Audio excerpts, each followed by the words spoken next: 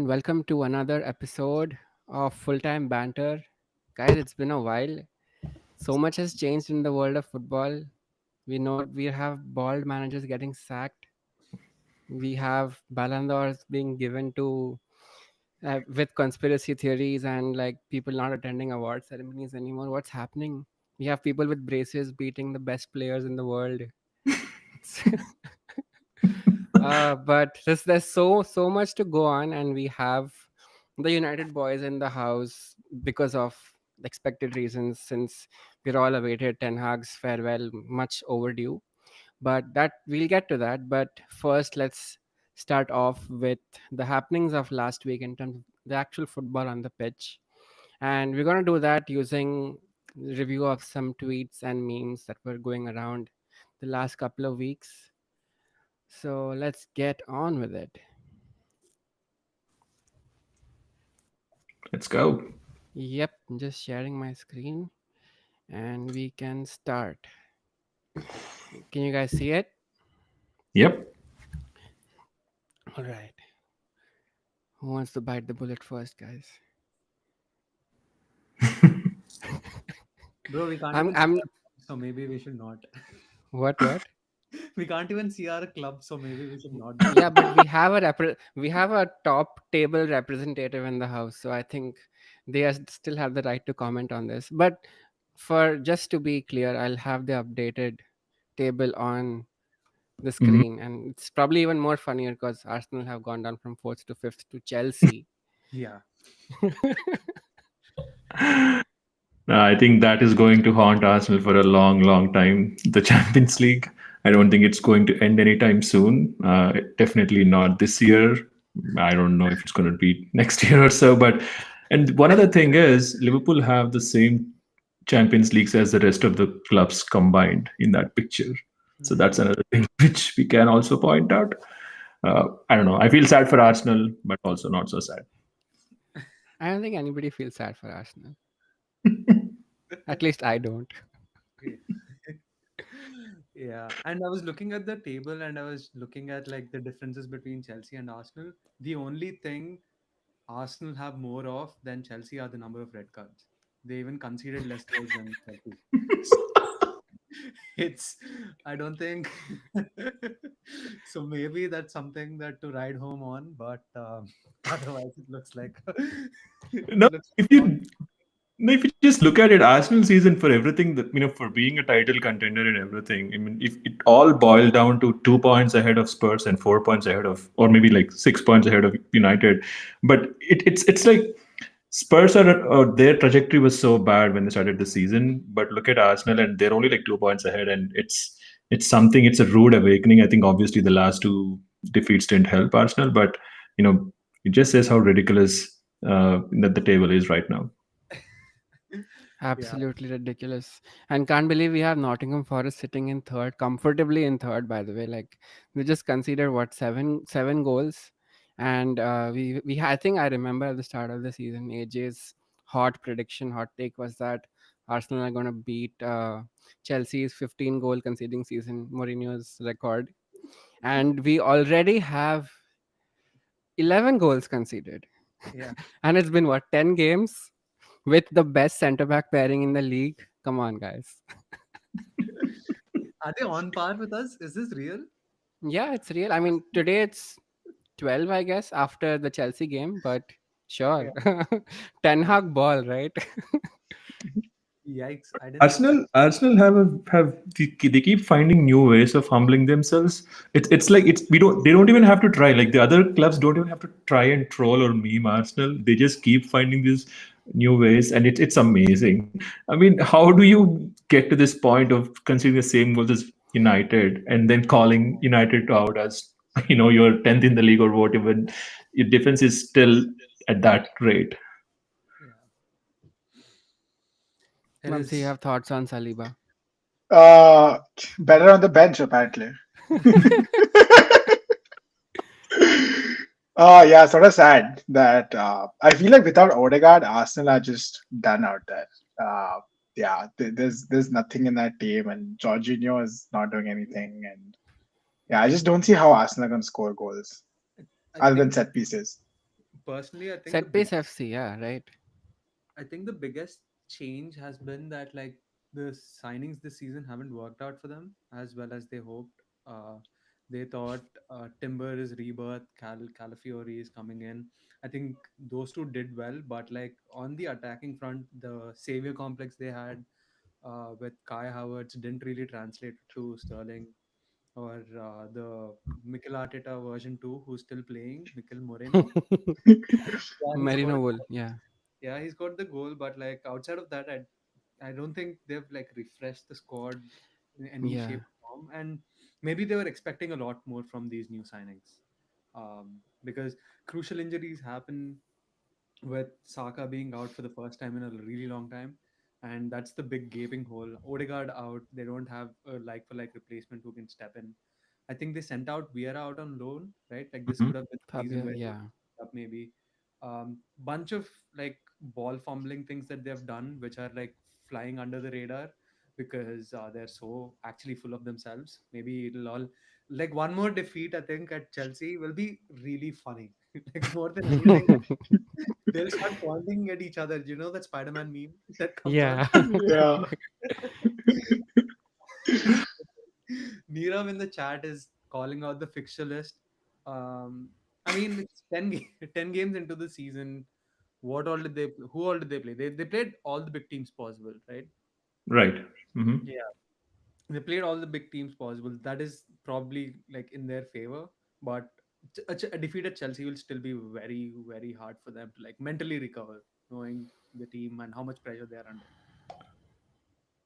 No, I think even if you look at last season, they were very unfortunate with injuries. I mean, Odegaard, Rice, and their core of the team was never really injured, and I think that's why they could sustain all of that title run for so long. And now, then when you see that players getting suspended or injured for longer periods of time, and you can see how it's having an impact on the club. So again, I think they have to cope with it. They did play good teams in the first 5-6 games, but defeats to Bournemouth and defeat to think what Newcastle. Though they can't Newcastle, be yeah. for a team which is kind of chasing the title. And they also look pretty dull at times. Like in the game, they don't really create that much. Like I know Avina, we shared that chart, right? When like in different stages of the game, when Arsenal Hmm. are winning, they almost do not generate any XG at all. And Exactly. that sort of, I guess, is shows of the current state of the squad, not the squad, but like how they're playing and the tactics they're implementing right now, because it seems very dull and it shows a bit of their over reliance on players like Saka and Odegaard. Hmm. Kind of like something what happened to United at when Rashford had that blistering season and then he sort of dipped. We had like no goal output after that, so it's sort of reeks of the same issues. I feel at times. Maybe Arteta is just like another version of Ten Hag, is he? Or no? No, I think No. yeah. Sorry, just one comment there. I think basically they're now that they know they know that they don't have the creative output in Hmm. with all of this going on, all the injuries to Odegaard and everything. I think they are just basically relying on A, set pieces, and B, other teams' mistakes. I think that's Yeah. basically prime Mourinho ball, right? I think where you know what your deficiencies or limitations are as a club, and you know that okay, we can't create much, and they're just basically trying to see Yeah. what can we how can we try these games out, and then once we have the players back, maybe they'll be the club they were last season. But Seems I like think everybody has a thought on Arsenal these days, and I guess our legends also do not shy away from taking a crack at them. this this is so unnecessary, uncalled so unnecessary, dude. for no So reason. This is 100% a stolen joke Evra got from somewhere from a WhatsApp forward or something. And this can be applicable to Liverpool of it, 5 years ago, United right now, It's anything. It's just applicable to that us as well, yeah. like I said it. It's now Arsenal joke, and that's very unfortunate. It's just Yeah, this ah maybe someday the show will get cancelled. Like that's the hope. That's relegation. I think that's the hope at this point. But it's unnecessary, uncalled for, uh, and just to play devil's advocate for Arsenal's favor. Looking at their fixture list, the next eight, that now the pressure is off them, right? Like it's actually good for them. Maybe they should actually just focus on the Champions League and try to like do better there. And whatever happens in the Premier League will happen. They should not get so bogged down. This is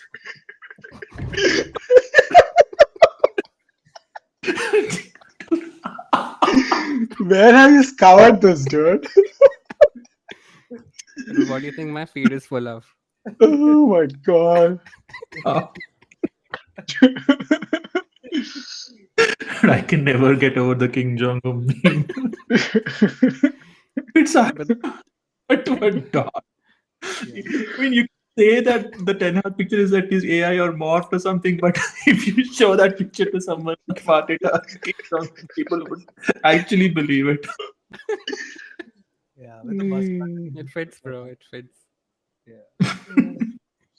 Dude, I think Arsenal are gonna suffer, man, this season. They're gonna play a lot more high quality, high intense games than they did last season Hmm. with less squad members and more frequently. There's definitely more games this season.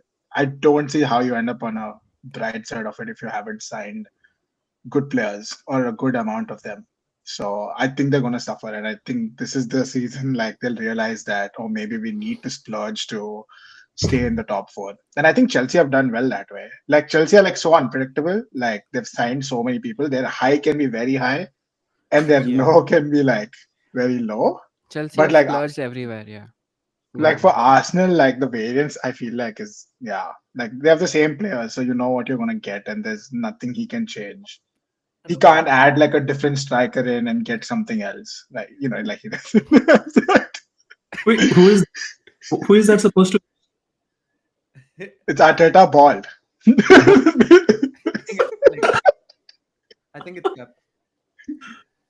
I Oh, think it's it's Pep. 10. On Pep's Yeah. face. I think Yeah. they're It's more. on Oh, Pep. okay. Might as well be Eth, dude. But still, Yeah. I feel like we're piss taking on Arsenal so much without any Arsenal representation. I just sort of feel bad, but Yeah. I mean, like that Animesh chose peace today, so maybe he's not here. yeah.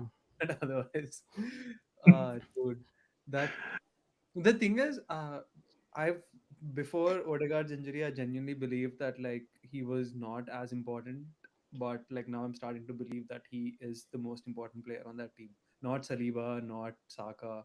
They missed him. They miss him so much, dude. They're craving for that creativity, and they just fumbled the ball like by not having a like replacement, not thinking about the injuries. It's gonna hurt them. Is that really true? They did not have any Yeah. XG on target Yeah, for Newcastle? Fuck. exactly. And I think the best chance that they've created is in the 94th minute or 93rd minute when Declan Rice missed the header. And it was not even a clear cut chance. I mean, okay, it's a good chance, but it's not something where you can at least say, oh my God, we have almost got a point or something. And again, I think this alludes to the point earlier we were making, right? So I think when Arsenal are drawing or winning, they hardly create anything. They just sit Yeah. back, they hope the other team just plays into their style of play and then just get the 3 points. I think that kind of approach is going to kind of, is not going to be with them all the time. Yeah. I feel we've Yeah. done Arsenal a bit dirty, despite whatever has I happened to mean, it them. would have been a lot But more fun if like Animesh has not. yeah, exactly. It's Like, just like a one-way dump right now that's happening, yeah, and these guys don't have a way to defend themselves. But I guess it's what it is. Like you had high hopes for this season, and you're sitting in sixth, like already what 6 points behind the leader or something. Mhm. So that is a sign of worry. But maybe it's not all hopes lost for next season. Let's see. I would. I think we should move on. I don't know what I have next. What do I have? Oh yeah, of course. Yeah, Big that's news. big news. I mean, who saw it coming, right? Like literally everybody yeah. except for Ten Hag, maybe. Except I was so surprised. Like, did not see it coming at all. Like, maybe after like, I thought they forgot, or maybe I thought they had like some special clause in his contract where they can't sack him after the Porto game, after the Fenerbahce game, all these games. I really started to believe that like Voss has did a number on us by like putting some Mhm. $1 million break clause or some shit into it. But who would have thunk to like a crazy referee decision it all came down to that. Like if that wasn't there, the team was actually had momentum in their favor. We could have ended up with a 2-1 win or a 1-1 draw, which is even worse. TBH. Um, Yeah. so I yeah, mean, imagine if Amarin Balls actually succeeds and like maybe like 10 years down the road we have a Michael Oliver statue outside Old Trafford because of his stupid decision, like we were able to finally sack Ten Hag and get something moving. But But isn't that worrying though? Like, making these decisions on back of these results, but not on on back of performances, right? Because Ten Hag would be justifiably sacked last season, even after without the FA Cup, and he should have been sacked and then should have started fresh, right? I mean, yeah, then we gave reasons. Okay, there are a lot of changes to be done in the club, a lot of things happening. So yeah, they kept him. But as Nihal was saying, if somehow the match kind of turned out in Man United's favor, would they have not sacked him? And that's very counterproductive, right? Because you've seen how the match goes, and you've seen how the result with Porto was, and results in general were against United, against Spurs, against Liverpool and Spurs. So they should have sacked him in during the international break, based on that, and then just be done with it and went ahead with something else. But the fact that you're waiting for a result, and if this result didn't go the way they wanted to, I mean, basically, if West Ham lost the game, it's one more game, then it's one more game. And that, I don't know, I don't think that speaks highly of Ineos, to be honest. I mean, they are basically waiting for an opportunity instead of kind of taking the reins, sort of. Yeah, this happened at Nice too, by the way, when they sort of took over. Sort of very similar mistakes. They took on a club, signed a bunch of good players that they thought were good players, and just things were not going how they wanted to go. And like the first two seasons were just horrible, and people were like, "What are you doing in this club?" And then Mm-hmm. finally started ticking, right? Oh, And they like I feel like the people they got in, right? They're more all of them were on garden. We were literally gardening the whole summer while Ten Hag was going around spending the club's money. So there was nobody to be in there and sack. Like Ratcliffe is, I think, on the board only. Like he doesn't get involved on ops or anything else. So you need actually people in the club at the football level to make football decisions. I think that's what he said too. And we didn't have those. And like, who was going to sack? All the people that were going to sack him, we kicked out. Right? I think, yeah. boys, we did do that. We cleared out all Rich Arnold and all the etceteras, right? Mm-hmm. So we were literally in a place where do we have a preseason and get some players in, or do we like wait for people to come in and not do anything? So Right. if it costs 15 to 20 million of all the people they fired at United to literally yeah, take care of this. Literally, apparently they saved 20 million by firing all these like random people. Like we yeah, fired the club historian for some weird reason, and yeah, we bought these boys in. So, I mean, it just had to happen. I'm not surprised that he's sacked, by the way. Like a lot of fundamental mistakes Mm-hmm. observed, being tactically outclassed by random people in the Premier League. I mean, kudos to them, but just not good enough. but like the defense that you made doesn't make any sense though, because before the FA Cup they were talking to other people.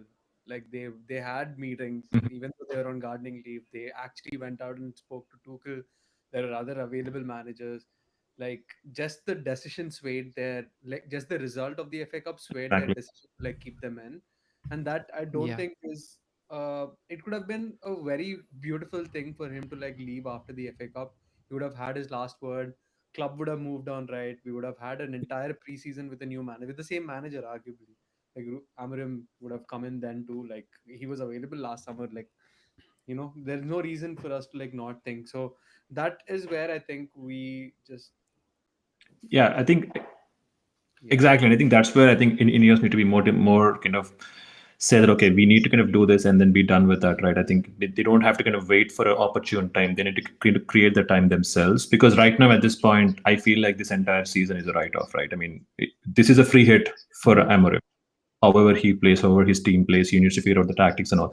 This season basically is preseason for him to kind of figure out the players he wants and all that. So I think again, yeah, we don't have many expectations this season, but I think that's still time lost for United. Good for Liverpool fan, but true. yeah, I guess you head out. But Yeah, and I think yeah, oh, yeah, okay. Yeah, I think Yep. it takes a bit of like, okay, we are only the United boys right now. Yeah. We're not dropped. All right. Talking of good decisions,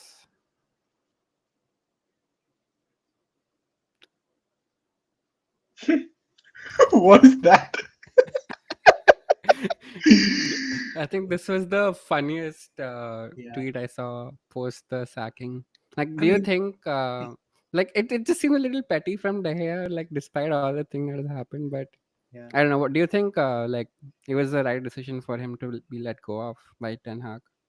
De Gea, I still think it was time for us to move on from De Gea as a Mm-hmm. goalkeeper because even though like Onana is not the perfect goalkeeper, I see like the kind of goalkeeper that we would want at a top club, right? Like who is a lot more comfortable. I've Yeah. never seen De Gea pass to defenders. Like it's literally, and his distribution was also really, really poor. Like he's never like actually found the man. His saves were unbelievable, but like it shouldn't come down to that when you're like a club, like when you're aspiring to be a club which is dominating football every minute of the game, right? So in that context it was good, but this was pretty funny because like clearly shows that like he's settled into Italy and like it's so Yeah. funny. It's just so Among funny. other things, that too. Yeah. Yeah. And it's unfortunate, and that's one place where I have like a little bit respect for it, ETH, is that all of the hardline stands that he took and like got rid of players were actually like vindicated, right? Like moving on from De Gea was a good decision. Moving on from Ronaldo was a Yeah. good decision. Moving on from Sancho was a good Sancho. decision. Yeah. Still, the only thing was just like him, putting Harry Maguire on the sidelines was just a bit weird. Maybe he was a better captain than like Bruno, just more level-headed, like a leader figure. But I understand. I still don't understand his like outright hatred towards Harry Maguire. But other things that he's done, like from that perspective, were all good decisions. Like something that needed to be done at a club like ours. So De Gea can be petty as much as he wants. Dude, they Yeah, I have think got like the paid so much money on his last contract that you know what I mean? Like, he got paid like fuck I care money, literally. I think 300 something odd a week. So that's ridiculous. What goalkeeper gets paid that? So, yeah, that contract had to like get done it, basically.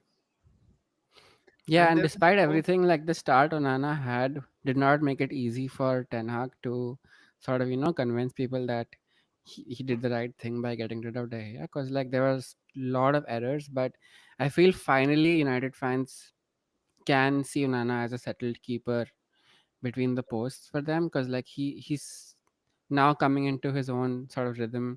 He's not yeah. making those stupid silly mistakes, and we're also starting to play out from the back more, that we want, the reason why we bought Onana in the first place. So I think it was finally is paying off slowly, I guess. Yeah. And then I was actually kind of happy that like De Gea did not. I mean, in hindsight now, I'm happy that did not sign on for a reduced contract because imagine when Onana started and having De Gea on the bench would have added so much That pressure, would be, yeah. unnecessary Yeah. pressure on like everyone. It was hard enough as it is to start to settle down as a United goalkeeper, and just having a legend waiting on the bench, waiting, waiting for your head, waiting for your job is like kind of hard. So it it is what it is. But this is pretty funny, and I think Sancho also posted something, right? Yeah, I'm He pretty sure did. he did. And I saw like there was this when United posted that Ten Hag has been sacked, Rafael Varane liked the post or something. All of these guys are out to get Ten Hag. I feel bad for him. I mean, Varane was very well protected by Ten Hag. I don't understand that, to be honest. It just But at the end he was sort of out of favor, and then he left, and then yeah, he retired. Yeah, I think the injuries and everything was yeah. just Yeah, too much. I mean, only goes to show that he was right again.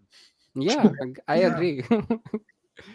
So that's the story with Ten Hag. I feel like he made some good decisions.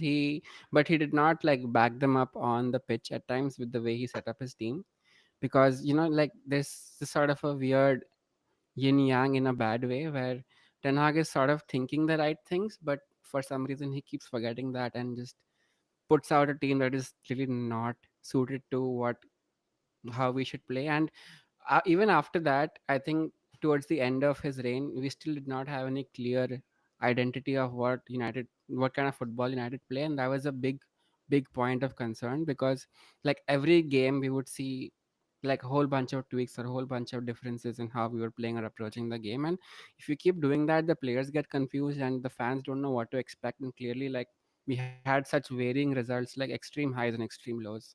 So I think Mhm. it was time we moved on.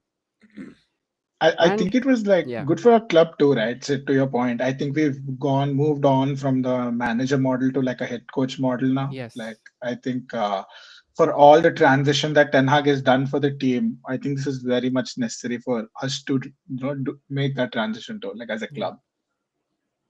very much.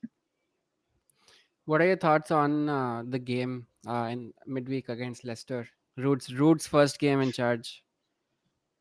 All the chances that like we missed under Ten Hag just came into fruition. Those are my thoughts. Yes, Reminds me of the Ole game that we played. Same. Casemiro scored a just screamer. vibes FC, right? We're back to that. I think all Ferguson players are just vibes players, dude. Like, and it shows in their managerial style. Yeah.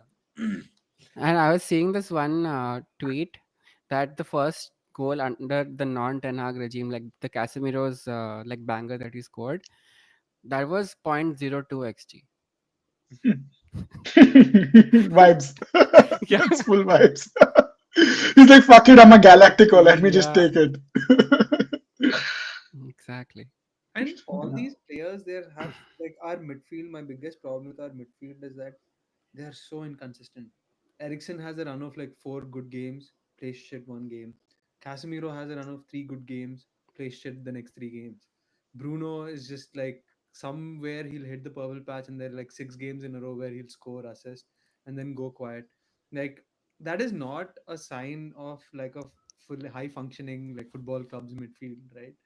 I feel like if there was any consistency, there was only like Kobe with some level of consistency, Hmm. but it's kind of hard, dude. Like I just don't see. I mean, it is.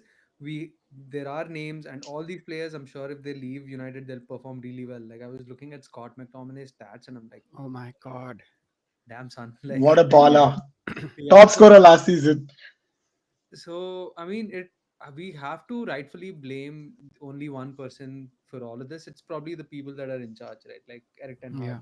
and he paid with it for his job, but by no means that like we should expect like miracles to come under Ruben, because it's completely different style of play, and we don't have a preseason. I'm getting a feeling that like he's also very stubborn coach, will try to like implement that style of play, so it could go south very quickly.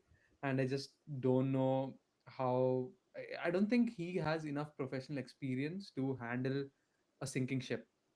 He's walked into Sporting was not that good, but like it's still the top 3 club in Portugal. You are expected and you will go on and win like most of your games.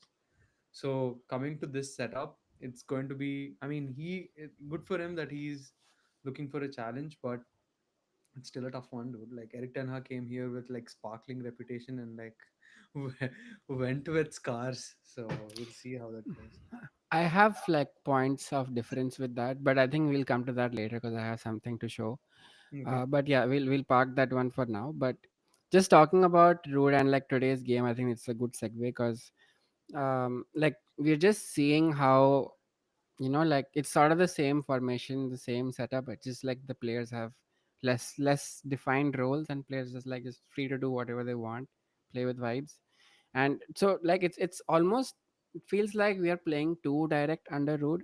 And Root sort of knows that he only has what 3 or 4 games, so I feel like he's not really trying to like imbibe new virtues or imbibe new like tactics within the squad. So maybe that sort of shows in the way we played today against Chelsea. What do you guys think about the game?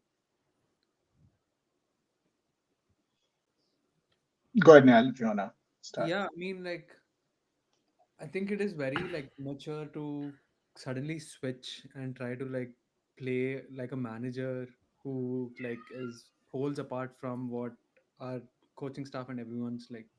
Mhm. Maybe he's on a Zoom call trying to tell them like, hey, this, but I haven't seen that.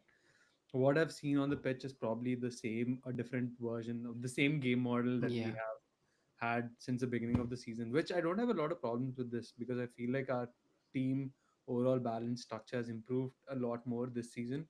The only one game that I was absolutely devastated was with the Spurs game. The first 40 minutes was horrendous. That was, don't know what happened. Like, I think maybe the Spurs, it's a style of play did not suit us at all. But other than that, I think every other game we were quite consistent. Liverpool were just very clinical against us.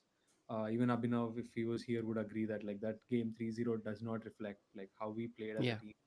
So to take that, throw all of that away and like fit to Ruben's way of playing is very like I didn't expect that from Ruud van Nistelrooy or like Rene Hack at all. So it's good that we're continuing this way because the chances were there. It was all like at this point it was all toss up. Either the attackers become more clinical, finish their chances. That happened in one of the games. Today we Hmm. saw a repeat of that where like they did not finish their chances. They had so many good chances, so many good chances. We deserve to win this game outright. No one would deny that, and we fumbled. Uh, that is on paper is a very fixable problem, but clearly it's a very hard problem for this set of coaches to solve.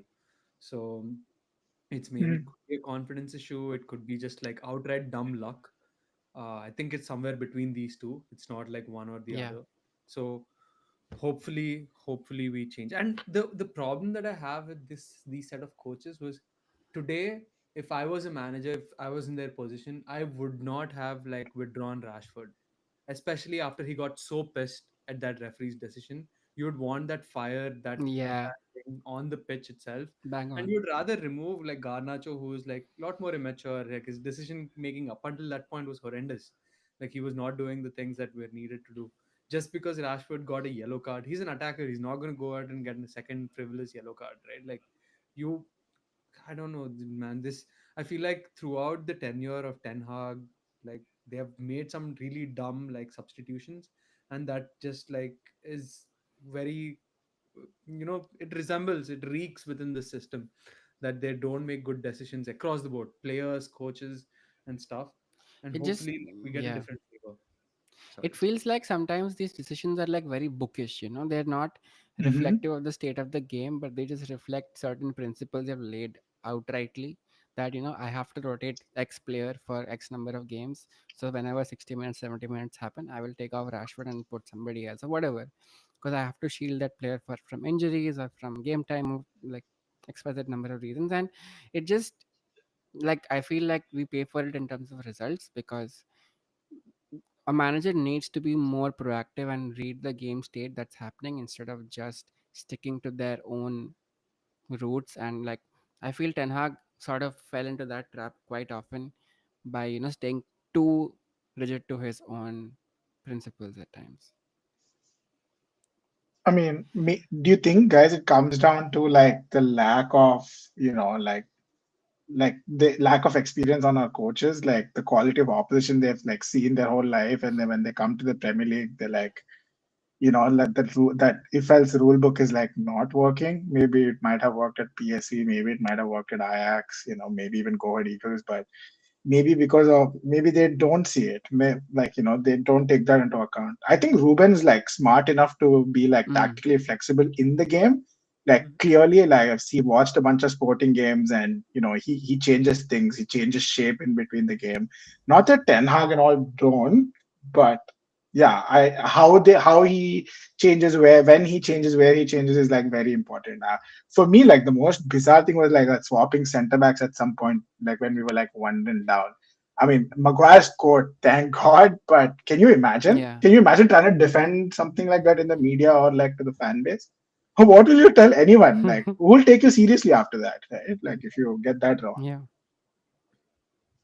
Yeah. So I think the downside of some of those decisions was like too high, was for like sticking to his principles versus like upside was like very minimal. So Yeah. not really working. And I've also like heard that it it's also probably down to the fact that like he was scarred way too many times for like not but with the injuries, that he just wanted to set out with like, oh, this is the rule book that I'm going to follow on 60, no matter what happens I'm going to swap this guy out Yeah. on this thing. and it's just dumb. It's not what it is. And I've also, like, I think one of the main reasons why, like, players really liked him. I don't think the players on the squad didn't really like him, but I've heard that, like, every defeat he used to, like, increase the intensity in training, and which was actually kind of counterproductive because the Yeah, players used to feel very, like, drained. not so fresh for the games. So I think that these small things, like, as a leader of the pack, you need to do to, like, improve morale, because the margins are so tiny. And I think every one of those situations, Eric Ten Hag just got it wrong, and ultimately paid with it with this job. It's unfortunate. I like the dude. He was, like, very frank and direct. It was Yeah, interesting, feel but for him. yeah, It would have just been great if we succeeded with him, but I guess it's time for a new era because eras do come to an end, guys. yeah. He got Talking paid a about, crazy money for that era to get yeah, in to end, dude. yeah. But yeah, like Vamsi was mentioning, right? Ten Hag was the manager, and now Amarim, it clearly says over here, Manchester United head coach. I Hmm. think for the first time in our club's history, we have a head coach instead of a manager, Hmm. and I think that's a good sign Yeah. in terms of like the direction where we're headed as a football club. We want to move away from that big brother model of Sir Alex Ferguson controlling, like pulling all the strings at Old Trafford. And I think it'll be also be better in terms of having less pressure on a new incoming guy. He's also very young. He's like as old as Ronaldo, so Hmm. that's some perspective. But Mhm. yeah, I think it's a step in the right direction for the club, and hopefully this will sort of enable people to succeed instead of just becoming like a job where people just come in to fail at Old Trafford. Yeah. And do you guys think we have the personnel on in the squad currently to, like, suit a system? You guys have watched so many sporting modes. Vamsi's at least has watched so. Yeah, dude, I think Ten Hag has laid a good foundation. Like Onana is a three at the back keeper. Did really well at Inter, Mhm. possible. Can definitely play. Delict can also play in three at the back. Played a lot at Bayern. Mhm. I think Licha is interesting for me. He can play that Gonzalo Inacio role. I think that Sporting they play. That right centre back is going to be a big issue. We need Euro fit for that. We need Yeah, like Johnny Evans is not going to play there. Mhm. Maguire can't play that. We just need someone who's like young and pacey. And dude, Euro is 18. Like he can't you can't play him like 30 games in the Premier League. You just have to be realistic. Mhm. So foundations are there. I think the that is like the most important to play three at the back to get the triangle at the back set. If that is there, then comes midfield, man. And midfield, I think there's a lot of question marks for me, or and I'd love to hear your boys' opinions. I think Casemiro needs to be replaced. I think Ericsson needs to be replaced. I think these both are going to be two. Like Amorim has to get these two buys right to put in front of that back three. yep. Bro, they're muy importante. Like for me, you can't get those wrong. If you get those wrong, then we're in the same boat all over again. Yeah. So I feel like if you're not a manager, I mean, for Ten Hag had that weird transfer veto situation, Which and Amarim doesn't have anymore. apparently we tried to get that whole thing removed from his contract this year, but he was a brilliant agent. Was like, no, he's already won. Like, why do you want to do all this?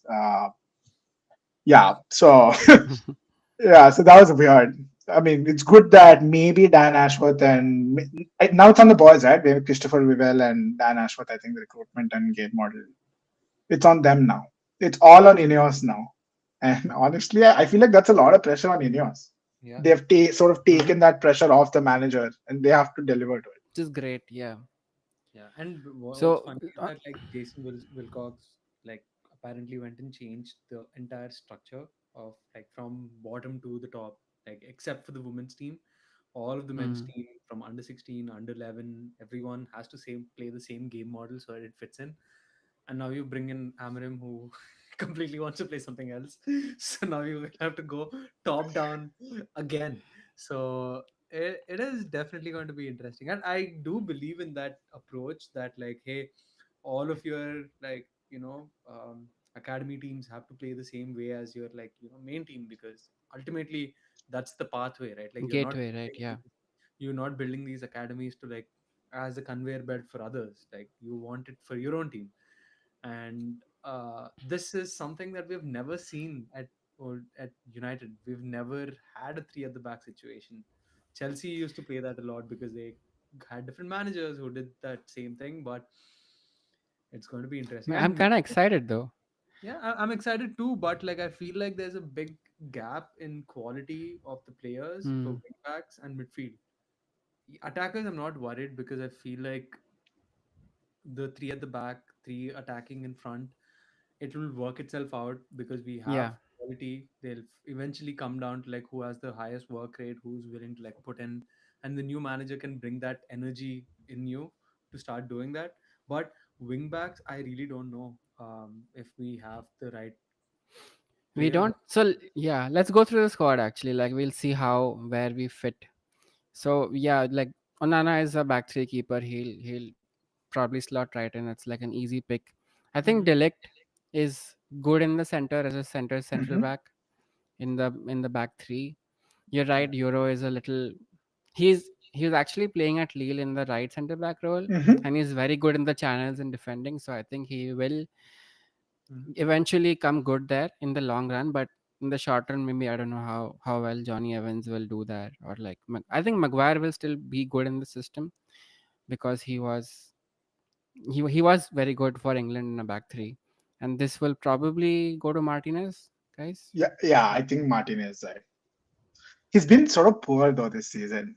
Yeah, Yeah, I don't know how which to is a feel bit about that. concerning. Yeah. Well, he's 20. What? He's 25 now. Martinez, Mm, 25, Yeah. 20. something on Yeah. the left.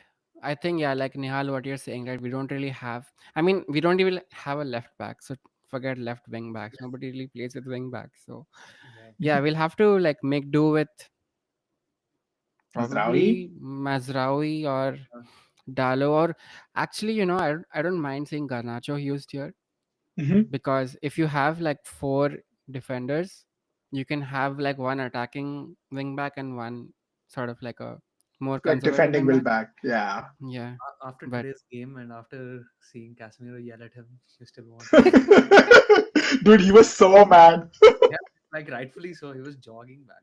Like that's not. yeah, I mean, Uh, of course, the whole Mazraoui pocketing Cole Palmer conversation is not going to happen on this pod, right? Today.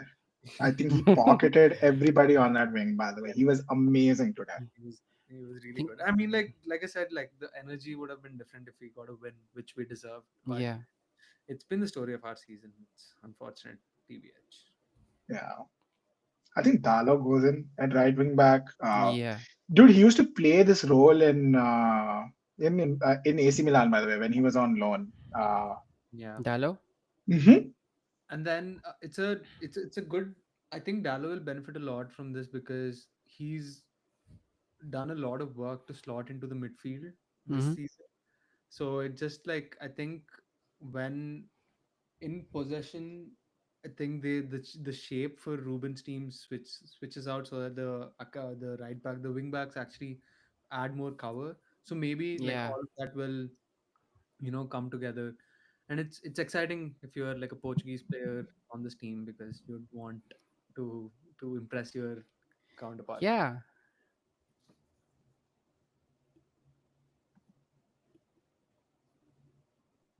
Yeah, for some reason I Vamsi think got Vamsi is left. yeah, that's fine. Okay. Um, he Yeah, is and he's back. No worries. Ugarte, I think he's one of the players who actually played under yeah, Amorim, and I think he will be personally very happy given like he had such less game time under Ten Hag. So I don't think Ugarte will be in any question for Amorim's setup. yeah, and I think it's going to be very like key that he gets the best out of him because we've invested so much. He is the Yeah, replacement for Casemiro. He was earmarked for that role, and he's played in this system, so he knows it's that like some he has the familiarity of how to like work with this. yeah. It's going to be. I hope he comes good, like at least decent. Easiest fit in the system. Yeah, Yeah, I think so. I think and this this should is be the for biggest Menu. question mark, right? Is it What? Menu? Is it? This is the biggest question mark in my head for Yeah, this position because Is it going to be Meno? Is it going to be Casemiro? Is it going to be do you think Meno has like the nuance to actually be part of the two pivot? I don't know, because I feel like I like Meno a lot more creatively, a little bit ahead. Mm-hmm. Where like yes, he's press resistance, but I really like him up front. He has a good head.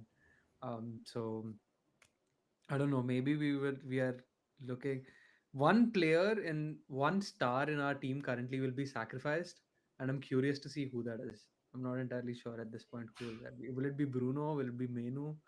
It'll be interesting to see who will I get. don't know how to change this, but No, let it, I think that is the system, right? Let's just put him there. okay. Any Yeah, you other can leave talks? him in there. We Vamsi, don't any have talks? anyone. We're not putting Ericsson in this. No, Ericsson. I think Casemiro, Menu, Ugarte will be sort of like the three used in these two interchangeably. And I think Ugarte and Casemiro will be like more defensive when and Menu should be like what you're saying, yeah, like given a more freer role. He's clearly much more creative. He's like the good version of like good boy version of Paul Pogba. So that'll be hearty to see. Yeah, he's really good in tight spaces, man. Mm-hmm. I think Pogba had like this stride to eat ground when he was like young. I don't think Meno has that. Like he can't like eat up ground like Pogba used to.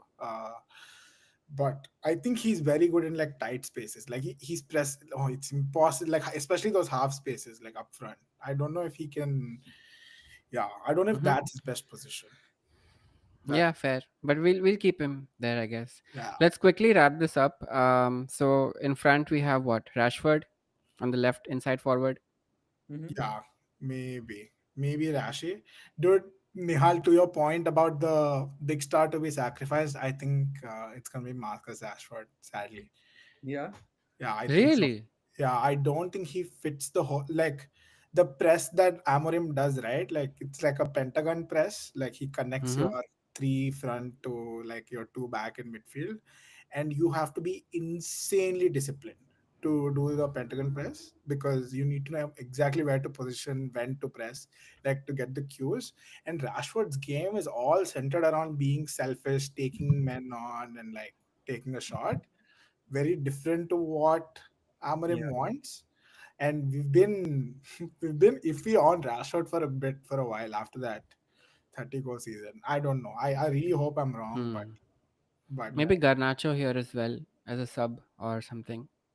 yeah. Yeah. And yeah, I think I agree with what you're saying. Like Rashford is sort of he needs to work on his like work rate and defensive actions. And on Yeah. the right, like these are the challenging ones, right? You have Bruno who is not really an inside forward. Neither is Ahmad, who's more of a wide player, but it'll have to be one of those two going Yeah. in here. Let's just I think absolutely it'll be forget hard. about Mount, right? Like Yeah, like where is Mount even? I think it'll be But Bruno to start with, and like mm-hmm, Ahmad giving competition to that position. yeah. It's good that Anthony's out for now, at least. Like he elevates the headache and like of what to do. I agree with Vamsi. I think Rashford. It's kind of hard when there is no width. I don't know how like that is, because especially like from what limited sporting games that I've seen, they are heavily reliant on like feeding the striker and striker doing all of the work. Mm-hmm. Where Gyökeres. we've never had like a striker superstar situation. Like even Holland Yeah. is not the striker superstar that maybe he'll like Premier League is too fast for like Hoyland to be that striker superstar. He'll be that anywhere else, but I don't think it'll work here. And I think actually just occurred to me that like probably that is where Eric Ten Hag also failed, because he had Seb Haller who was like balling, Hmm. scoring, finishing all of the goals, and like he was on fire. And then he came back to United. He had like a sulky Ronaldo, and then never really recovered from that situation where he could get a proper striker. Yeah. So it is going to be interesting to see. I mean, if we really are going to be a hit, Ruben, at least like the way that he sets up, it is very critical that like Hoyland suddenly improves dramatically and starts finishing. I think he has that quality there. Um, he's just too nice at this point. Like when the players are not passing you the ball, you should fucking like tear them down. You're the striker of the team. Like if Garnacho is Yeah. making stupid decisions, you should like go up to him and eat him alive on the pitch.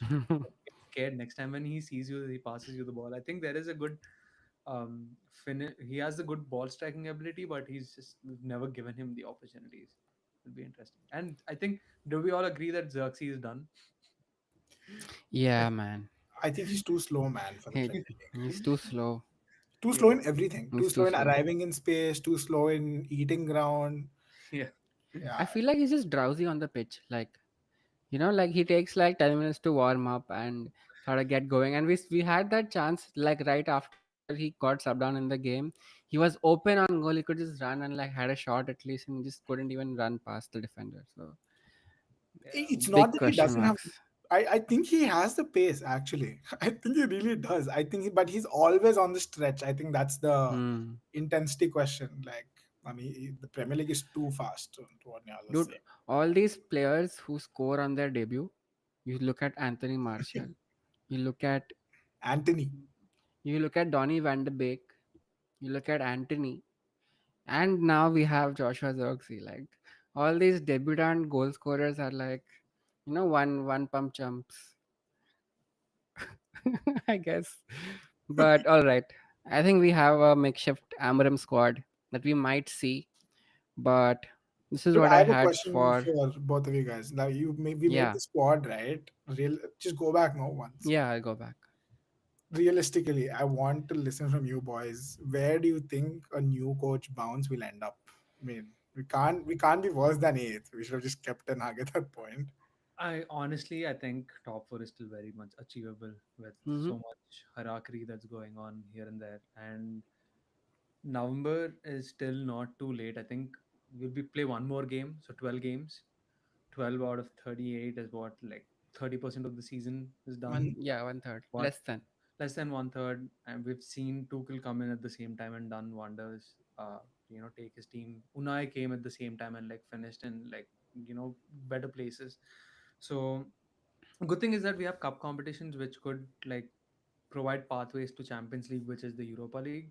Mhm. Hmm. We luckily for us the format changed this year where we are still in the tournament somehow despite of like Three everything draws, that we right? had What the to fuck? endure.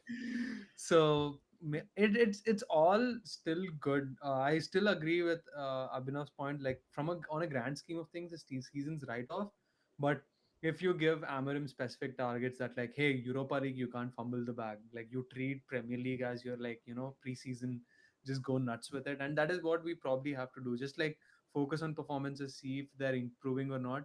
And it pains me to say this, but like put all your eggs in the Europa League basket, because that will probably like is a good pathway to Champions Yep. League. Along, if it works in the Premier League, you finish the top four, that's good. But we can't afford to miss out on Champions League, especially with so many games and such increased revenue. I don't know if you guys are paying attention to the financials, but we are in tatters. I think we We are are in deep shit. on in red line for FFP. So I don't think there is going to be more signings like unless we sell players. And selling players, we have to sell homegrown players. So maybe Rashford. It although like it's kind of hard. Like all the math becomes like very fuzzy at that point. So I think the targets have to be very clear that like go all in on Europa League or finish in top four, whichever more Hmm. works for you. But this is it. Like fuck the cups. I can't believe I'm saying this, but like fuck the cups. These are the two most important things that you. And it's Three very much. trophies in 3 seasons now. I think I we'll don't think do. it's hard. I really don't think it's hard, Mm-hmm. given how claustrophobic the table is right now. If we would have Yeah. won today, we would have been in touching distance. Like drawing today, still we're not in a bad spot. We're what, 6 points off Arsenal, right? Or probably more. But what is 6 points, dude? Like Yeah, it's two not. good games, literally. Like, It's just two good games, and Villa is dropping at the same time. Nottingham Forest will start dropping at some point. Uh, you know, Brighton. there are things, and we need one big win. Like if Amarim comes back, and there are going to be, we have to play Arsenal, we have to play City. We Like are playing what? Ipswich, Everton, Arsenal, yeah, Forest, City in the first five yeah. games for Amram. So like that is like really good first two games to start off with, and a really good Yeah. third game in my opinion, because you like we can see it. And like Arsenal, Nottingham Forest, City, they're all sitting in the top half of the table. If we can get like decent Yeah. results from those ones, anything can happen. How many points do you think we should aim for from the first 15? I don't want to play this game, bro. Never ends Ah. well when we do this. No comments. I'm No not playing this comments. game. Like, I'll take how Yeah. many ever All points right. you. Fair. I respect that. All right. Yeah, I think enough talk for United. I think we've all three of us have like sort of, yeah. covered all And aspects. I think the funniest thing is we will all be watching our first game together on 24th November. Oh Yes, yeah, that'll be crazy, dude. That will be awesome. new armor Yes. man. Yes. And imagine Kim McKenna trashing us. Nah, We, bro. I we mean, That will fly be all awesome, the way dude. across, we cross couple of oceans and do Hmm. multiple layovers only to see. McKenna ball just going nuts. Yeah, that'll be nuts. Yeah. So yeah, let's hope. That's pretty cool. Yeah. Didn't think of that. All right. Moving on. We'll park United for now. We'll see how they actually do on the pitch going forward. But oh shit, I had more of this. So just to quickly show you what this I had. Um, this is basically the spending chart in the Eredivisie where it shows like the season Ajax, Ten Hag came to United from Ajax. Ajax Mhm. was like the top highest spenders by a mile, like Mhm. double the second. And Ruben Amorim, in comparison, the league, the season that he won Mhm. when he first came in, Sporting were not the biggest club in Portugal. They were actually probably half of what the biggest spenders were, and they've continued to remain third or fourth in terms of spending in the league. So one of the good things that I see in Amorim is that he doesn't want you to spend big money on players like Ten Hag did. Like he wants exact specific players, and he wants the club to go gung ho. I think Amarim at least has had the experience to work with minimal resources, so hopefully that helps us. But yeah, we'll see. Just a point of distinction I had when people compare Ten Hag with Amarim and say, oh, he's just another manager from a farmers league who's winning the league when he should be winning, but it's a slightly different picture. Yeah. No, this is actually interesting. I've never thought of it that way. I didn't think the spending gap between Ajax and PSV is that high. Um, And dude, PSV like came second like 2, 3 times in a row, and Yeah, then they yeah, won when he left, basically. yeah. yeah. And And I can't see the graph well, but is Sporting the third or the fourth Sporting is third. in this? So this is Braga. Yeah. This is Sporting. And if you look at Feyenoord, right, this Mhm. is where like Slot came in from. Yeah. Mhm. And Feyenoord were also not big spenders, even though they're like one of the main clubs in the Eredivisie. So sort of drawing parallels from that, Yeah. showing that a manager should have like the basics right instead of like just buying good players and then winning. So just a point of distinction. But we'll move on from United. Enough of that for today. Yeah. We'll go to the rest of Europe. Any ideas who this player is? We all know. One Barca boy. One Barca boy who won Barca, Oh, can't do it. had an This is amazing debut, yeah. This was El this was Clasico. crazy, dude. I Yeah. can't believe, dude. Hansi's playing with like 14 kids like in Yeah. that team and belting superstars. That's just ridiculous, dude. Yeah. I can't believe that. He Yeah, I there's mean, like of all the things that eh, last season Barcelona were looking like they were going down the gutter, and suddenly they pull one rabbit out of the hat, dude. Like it's just ridiculous.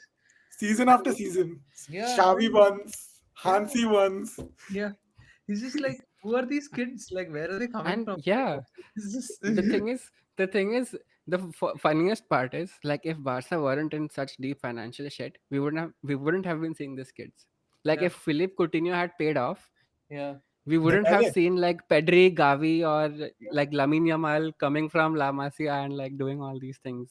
yeah, dude. So And like, like, 19-year-old is getting replaced by 17-year-old. Like, what?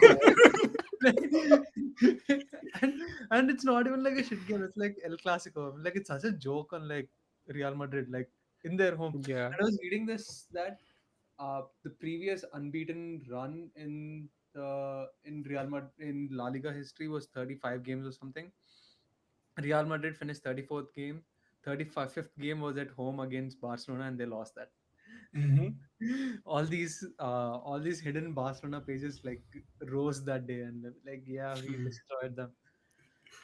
Yeah. Yeah. Dude, do See, you think we the theory fumbled? is how many times you can trap Mbappe in an offside trap. It's just funny. It just feels like that dude doesn't learn. Uh, I mean, very typical of Hansi to play that like highlight, like in I Yeah. yeah And I think that's the best way to play against Mbappe. this sort of a team when like literally you have runners throughout the Barca, like throughout the Madrid team. You have like Vinny, you have Mbappe, you have Bellingham, you have Valverde. Valverde plays all over the pitch. yeah Rodrigo wasn't playing, but it's fine. They don't really need all those players, I feel, at that point. But even then, like showing up and like probably Madrid are probably the best team in the world right now, and like just giving them such a hard time and showing them their place was I really enjoyed the watch. yeah it was good. Dude, what do we think about Rafinha's region? What's going on there? Can someone explain like what's going on there? It's just samba, bro. It's just samba, Yeah, Yeah. samba ball. I'm also slowly coming to the conclusion that like Premier League is really, really, really different. Like it's Yeah, just different. Like you get that I can never pronounce his name. That the sporting striker, put him in United, Gyökeres. Gyökeres. he'll be like Holland. I'm not even Yeah. kidding. I He'll be feel like like it. Holland. Yeah, There's no difference. It's such a hard league, and like the people who are performing really well. Like if imagine tomorrow Bernardo Silva goes there, he will start like banging up stuff. yep, Like all these City players, Arsenal players who've been doing so well. And if Salah goes somewhere to one of these Galactico teams, he'll probably score a century goals before he retires. It's just stuff. And I think their because they play so many subpar teams in between the weeks, their confidence is so high. They ride on such yeah, high confidence that like sometimes things they pull off random things. It just doesn't seem so out of character because they've done it against like so many shit teams. But there is no shit team in Premier League. Like every week is a beautiful surprise. Like someone comes and like starts banging Dude, you hard. Nuno will cook Brentford, you. Brighton, Wolves, Yeah, it's just Nottingham Forest. Like it's anyone. just Anyone absurd. can wake Yeah, up and like it's start absurd. effing you up. So it's hard. Mm, It's I hard that's for the mean, the beauty of the league. I Sure. mean, I feel like that's why like there's so much more need for top coaches in the Premier League, right? And that's why all these like it's more about like the system because you yeah. need a good manager who can get that motivation up. Otherwise, like Yeah. dead in the water. Like yeah. All right. Fun El Clasico. I really liked Mbappe's lack of showing up for the to the For the stage, team. Yeah. enjoying it. But another thing that happened immediately after the El Clasico was this, Mm. where You heard Boycotting. basically, yeah, go on. you heard like how many parties he planned.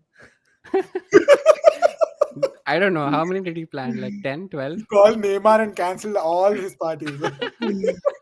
He planned a party in Paris. He planned a party after going back to Madrid. He planned a party on the plane to Madrid, on the way back to Madrid.